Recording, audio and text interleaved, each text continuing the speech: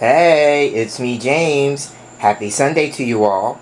I am filming this Oracle Outlook video reading on Sunday evening. It is June the 29th, 2025, and we're going to be looking at the cards for the week ahead starting tomorrow, which is Monday, June the 30th, 2025. If this is your first time here, I'd like to say welcome and thank you for stopping by to check out this video and perhaps maybe more video content on the channel, as well as welcoming back those of you who are regular viewers and subscribers. Thank you so much for always circling back, and thank you for your continued support of the work that goes into the channel. So we are continuing the tradition, I'm calling it a tradition now, of working with two decks. We're going to do another double-decker reading, and for this week I'm working with my tarot deck on the left-hand side, which is the Mitchell Tarot. This is the AI edition.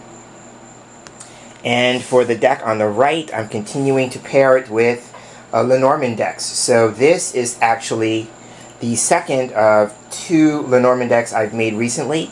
So I am showing you all for the first time the deck I call the Lenormand Cartomancy Oracle. And this deck is set up in terms of aesthetics like a regular playing card deck with the Lenormand symbol in the middle. It is actually a 52 card deck, so it is a full playing card deck, and so I had to get creative with the images for the cards that are the 2s through the 5s, because in a traditional Lenormand deck it is the 6 through 10s, the kings, the queens, the jacks, and the aces. And so for the sake of this week's reading, I actually am only working with the standard 36 cards. So maybe in a future video I will work with the entire deck, but I was feeling inclined to only work with the 36. So with the deck intros out of the way, let's go ahead and get into shuffling the cards. I'm going to, for this week, do a double line of 5. So we'll have 5 tarot cards at the top, and then 5 Lenormand cards underneath each one of the tarot cards. So we'll have 2 lines of 5.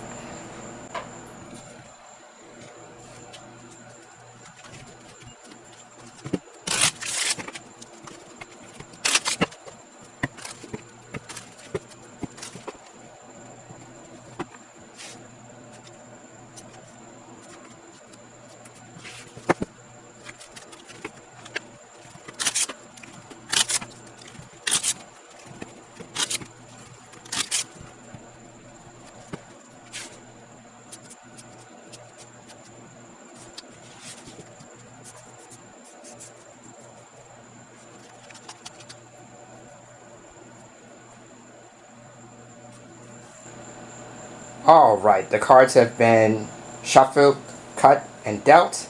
And so the way I'm looking at it is I'm going to read the lines vertically. So I'll start with the tarot card on the top, then look at the Lenormand card. And because Lenormand is best read in pairs and combinations, then I will also be looking at this line in terms of how the cards modify each other, so forth and so on. Okay, so now starting off the week, and I'm also thinking too, now that I'm talking about it out loud, I might go ahead and read the tarot cards and maybe the Lenormand. We'll give it a shot as well in terms of my positional meanings when I work with a line of 5 with Oracle card decks and tarot decks. So the first card in the column here is going to represent a potential situation. I call it like the origin card or the situational card. So for the tarot line, we have the 9 of fire. So for me, the suit of fire corresponds to the suit of wands in tarot, so this is the 9 of wands. And so for me, this card can turn up to suggest a couple of things. Number one, it's a card that can represent being on guard. It's a time of preparation. It's a waiting card. It's like being on standby. So it could suggest that there may be something that we are needing to prepare for, because the suit of fire is about action, right? So in terms of an action or an action step, this card would suggest, a time of preparation, being on guard, waiting for something to occur. It's almost like the expression like waiting for the other shoe to drop, that kind of thing, right? So that is one possibility. It's also a card for me that can suggest taking a time out. We may be feeling like we're exhausted because it just seems like life is presenting to us one thing after another. It's like we tackle one thing, and then as soon as that's done, then something else comes up on the scene, and then we tackle that, and then as soon as that's done, another thing comes up on the scene, excuse me. So it just seems like we're just constantly in like battle mode or fight mode, that kind of thing. So the only other thing I would say is that for some people is that the 9 of Fire can be a signal to kind of guard or protect your energetic space. Yeah, so this may be a time for setting some kind of boundary, or declaring some kind of space, needing space in some shape, form, or fashion. That kind of thing. So again, this card can just be, for the most part, for me, the gist of this card when it turns up is, you know, feeling like we're battle weary, and feeling like we are in a state of preparation, needing to have our guard up. This is about, on a psychological level, like having your guard up, having your defenses up, taking a look at your defense mechanisms, that kind of thing. It can also suggest that there may be a situation that you're trying to wrap your head around, meaning trying to figure something out. I'm thinking of the image in the traditional Rider-Waite deck and the Robin Wood Tarot deck, where the figure in the 9 of Wands has his head bandaged. So for me, that's usually like I'm trying to wrap my head around something. Yeah, kind of thing. So that's what I want to say about the 9 of Fire for the moment. I'm going to put the card down. And now we'll take a look at the Lenormand card underneath it with that same idea. It's talking about a situation that's jumping off. And here we have the child card. So now you'll see the aesthetic that I was talking about. So I have the image in the center of a traditional playing card with the indices and the emblem on the sides. Okay? So the child card is about something new. It's a beginning stage of something, the start of something. Now, it could also be, for some people watching this video, there may be a situation involving a child if you are a parent, right? So, because a child can literally represent a child, but it can also represent the beginning stages of something, the start of something, something new. Now, if I pair the two cards together, this idea about, you know, being on guard, a time of preparation, it would say too, the undercurrent here is that because there's something new on the scene, or something that's in its beginning stages, or something that's developing. Yeah. Now for some people too, it may be a matter of a fresh start or a clean slate, that kind of thing. I'm seeing that with the child as well. Now, I thought I was done, but child can also represent something that is minor, right? Because it's a minor on the card. And that's also a play on the child representing things that are small. Right? So it could just be a matter of like the sense of being on guard, you know, being prepared for something new that could be potentially unfolding or developing. That's how I would look at these two cards. Okay, so now usually for me when I'm working with a line of 5 with either tarot or oracle cards, then the second card would be about like a possible expectation. What could we be expecting? And here we have the Knight of Air. So court cards in tarot for me represent a couple of things. They can represent people, and they could also represent events or situations. The Knights in tarot can represent both of those possibilities. So as a person, this is a person of action.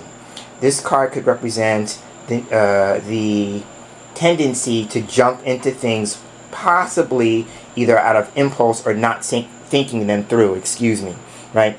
So it could just be a matter of being hasty, being sudden, acting out of impulse, just leaping into a situation, right?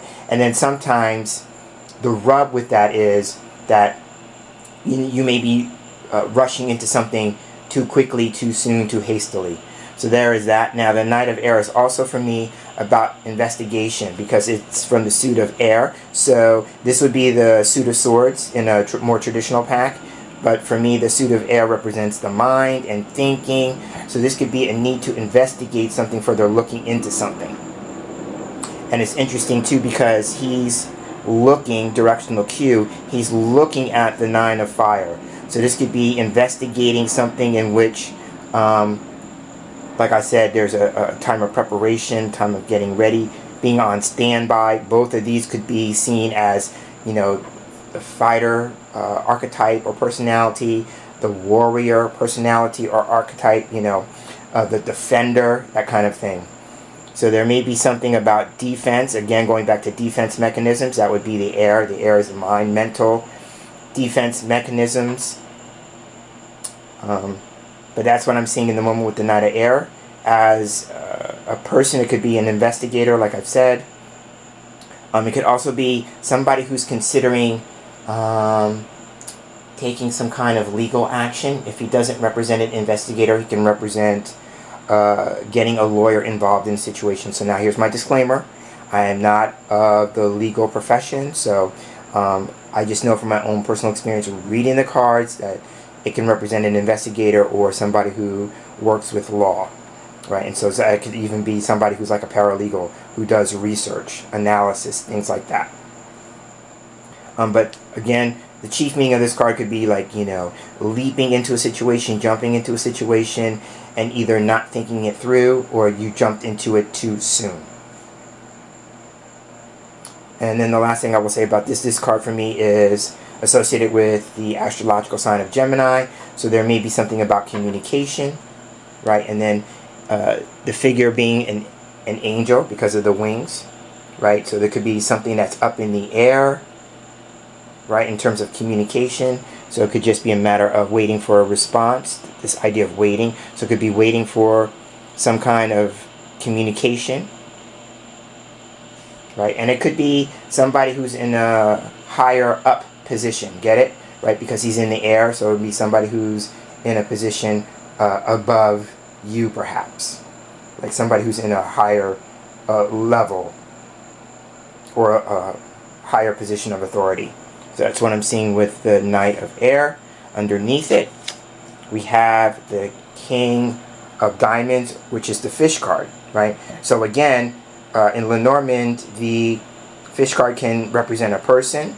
So the King of Diamonds can represent somebody who's an entrepreneur, somebody who is a person who's made of money or means or wealth, right? But it can also be something having to do with abundance, money in and of itself, right? So there may be something, if I just read the Lenormand cards, there may be something beginning, starting,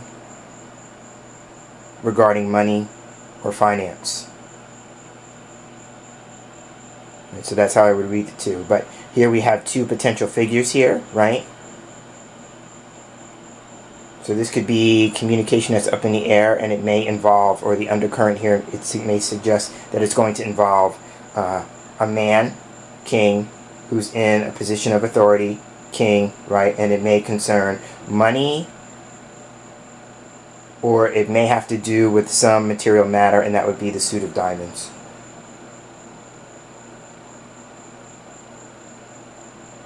So that's what I'm seeing with this pair.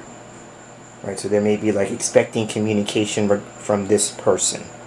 Okay, so now the middle cards would be like the heart of the matter, central issue, the focus, that kind of thing. So here we have the King of Earth. So now, interesting thing, I'm going to put the card down because the King of Earth, in my deck, Earth corresponds to the suit of coins or pentacles, and here we have the same card being repeated twice, because I would look at this as the playing card equivalent to the King of Earth.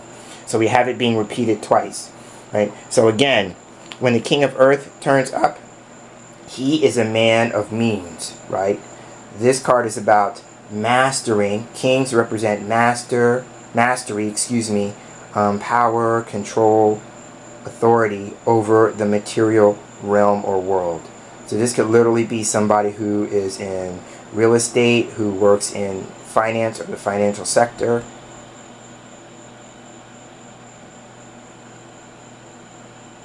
So there's that to consider. But it could also represent somebody who may be seeking more power or control over material matters, or somebody who is using his or her resources. I say her, because this card can represent somebody who's astrologically Taurus for me, right? So somebody who's using his or her resources, right? Usually this card would suggest,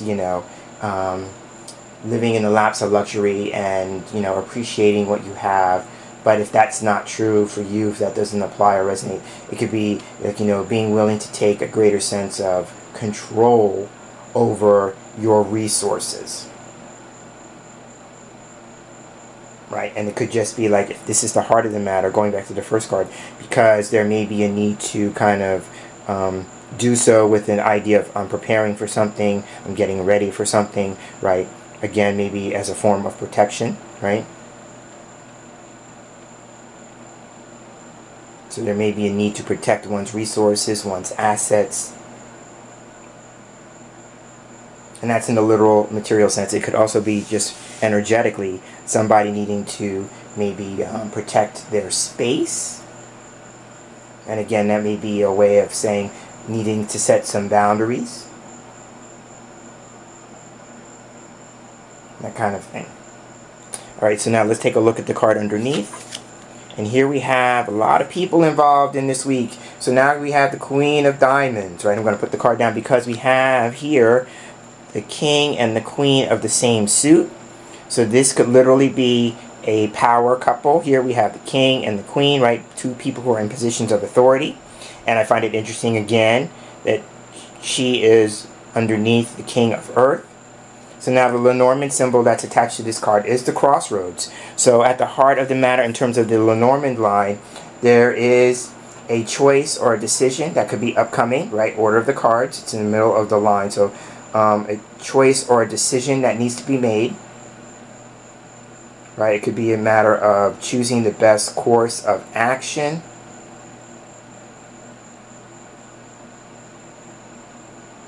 Right? Choosing which direction to go in. If you look at the image, there's two different signposts on there.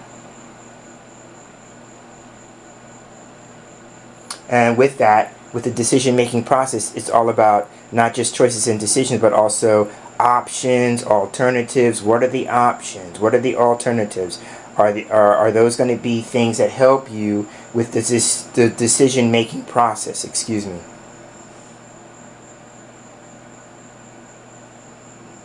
But with these three cards and the possibility, of the Knight, there's a lot of energy around other people this week.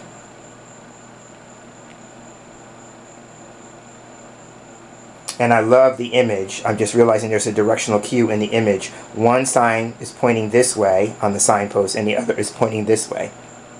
So it's making me feel like there's something that could go either way. Yeah?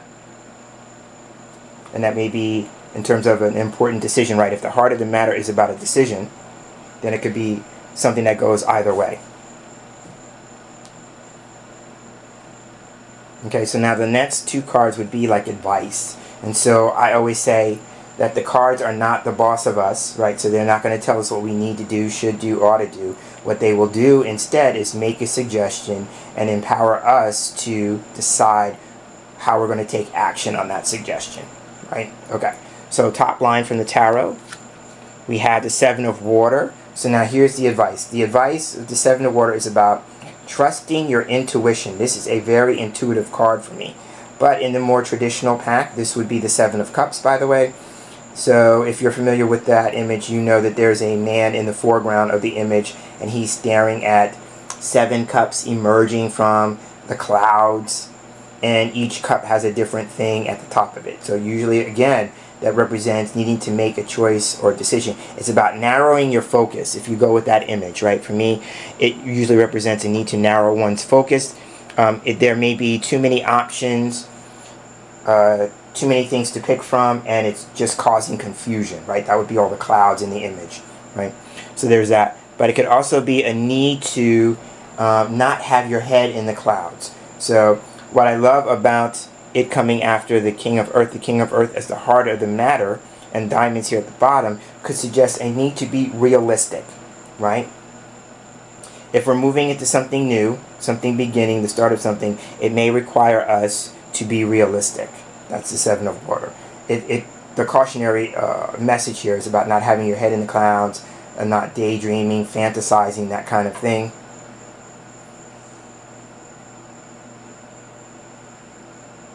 And the other thing about it, like I said, it's about trusting your intuition, right? So going with your feelings. It may be saying to, like, your feelings may be the thing that you want to go to first or lean on more than the rational, analytical, intellectual side of your nature, right? It may be a matter of going with your feelings. How does each choice make you feel? Like, if you play it out, how would that make you feel?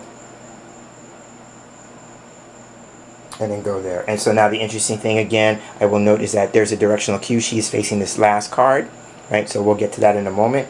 But now let's take a look at the card underneath. And here we have the Fox card, 9 of clubs. So the Fox card can represent job and employment. That is one aspect of it. So for some people, it may be needing to make a decision related to job or employment. Or it could be a decision regarding strategy. For me, the Fox card is about strategy, because it can represent, being cunning, clever, crafty, things like that. So it could be a decision regarding a particular type of strategy. And then foxes do what they need to do out of two things. Number one, out of a sense of independence. For me, that's another word for fox, is independence. Right? So there may be a decision or a choice made to go independent or independently. Right? So it could be like there may be something about breaking away from this individual if I mirror the cards, right? So there may be a decision for independence, and that would be breaking away from the individual being represented here. So independence and then survival, right? Foxes do what they need to do to survive. So there could be, choices regarding one's survival. Right, so now let's just say, with the cards immediately touching the crossroads card, if there's a choice or decision regarding money, then it may be also to considering multiple jobs or multiple forms of employment. For me, the Fox card can represent little jobs, and it can sometimes represent having more than one job. And then the crossroads can also represent multiples. As a matter of fact, so can fish. Both of these cards can represent multiples of something. And then we have the Fox card. So it could be that maybe for some people, to gain a greater sense of income, this card can be about income streams, revenue streams, things like that. There may be a need to pursue other lines of work, or choosing other lines of work or other types of work, right? And that would also play into child being about something new, or the beginning of something, or the start of something.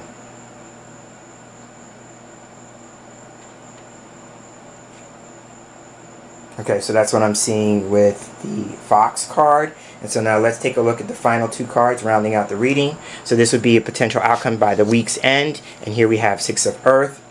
So this would be being on the receiving end as the last card. Being on the receiving end of some resources, right? That would be the money in hand, or it's also about how do we handle change, right? So it could be suggesting that there are changes coming down the line this week, and it's a matter of how are we going to handle those changes.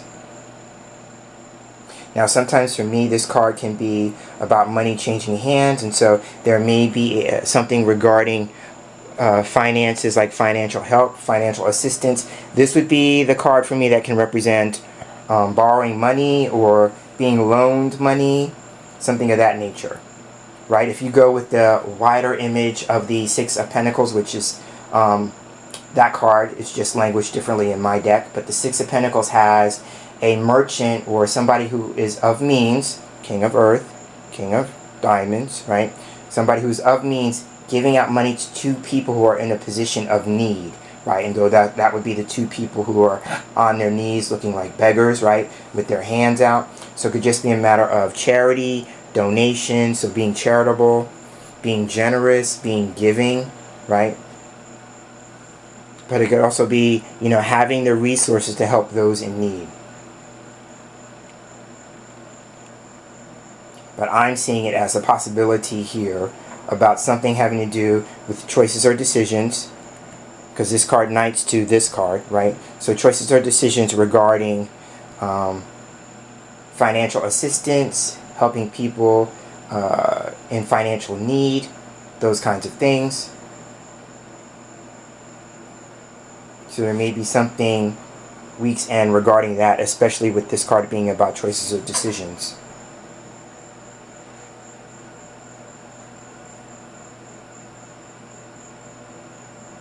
Now, from a spiritual sense, this is totally a separate message, but the Seven of Water is about exploring your spiritual side, your spiritual nature, and for some people, they may be taking a look at the law of attraction. This is a law of attraction card for me.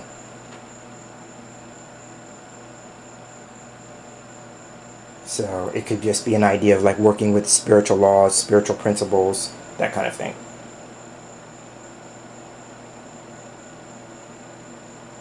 But again, my chief thing that I'm getting with this is about, at the end of the line, is about people on the receiving end of some kind of assistance.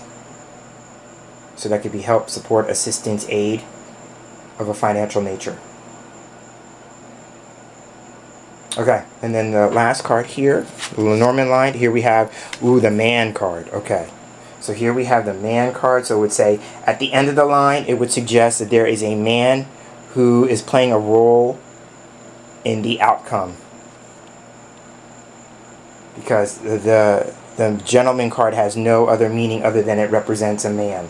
Now, the interesting thing about the Lenormand cards, especially with the Significator card being at the end of the line, is that these cards can be read either one or two ways. Either this would be his past, because his back is to all these cards. He's not looking at this card, right? He's not looking at these cards, I mean. He's looking over here where there's no card, right? So that would be the future, and let's just talk about that. So there may be a man who's going to be in a position by week's end where his future does not look certain and does not look clear because there's no card there, right? So it can't be, if I'm putting a time frame of a week in this reading, then these would be cards that we would consider, and this would be me putting my Kipper hat on, inauspicious place, meaning like this is a person, a man in particular, who's going to be challenged by all these things. Right, so he's going to be challenged with a strategy, right? So his strategy may not go, or he may be, the strategy may be his, and there may be some problems with it because his back is to it. There may be some problems with decisions of people going one way or another, right? So people not being in accordance, not on the same track, same path. They're not being of one accord, right? So there may be some people who are split regarding a decision, but he's involved in it, right? So there may be a challenge with that. It may have to do with money, and then the beginning of something, the start of something. It's making me feel, I'm getting a sense like this is the week to really pay attention if you are into news, right? I kind of dip in and out of the news, to be honest, at this point, but there may be something regarding the big beautiful bill that is actually in the works of being looked at, and the Senate, from what I understand at this point in time as I'm recording this video, they're poised to vote on it, but there may be some hiccups in that process right now. But the idea here is that this is an important week because, from what I understand again, that bill is supposed to be voted on and put on the president's desk to sign into law on the 4th of July. And so I will just say the King of Earth and the King of Diamonds would be the cards for me that represent the president. So I'm thinking that these cards are really talking about this event taking place this week. So we'll have to see how it goes. I'm looking with the man at the end and no card in front, that there may be something that is still unknown or not going to be clear by the week's end regarding this. So we'll have to see how it plays out, but I'm thinking like this card for me kind of set it off with the idea of like people getting ready, people being prepared, that kind of thing, and prepared for something new, the beginning of the start of something. And then, of course, the fox would be, if I keep it in the context that I'm putting it in right now, then the fox would say that, there's a bit of manipulation there. Because the fox can be a manipulator. The idea of somebody who's sly like a fox, yeah. And then the seven of water would be illusions, something that's not being presented realistically, that kind of thing. So I'm going to leave it there. So this is this week's Oracle Outlook video reading. If you made it to this point in the video with me, I want to thank you for giving me the gift of your time. And I never take that lightly. So this is James and Mitchell signing off. And I look forward to sharing this space with you in our next Oracle Outlook video reading. So until then, I'm hoping you're having a great day. I'm hoping you're having a great week. And take care.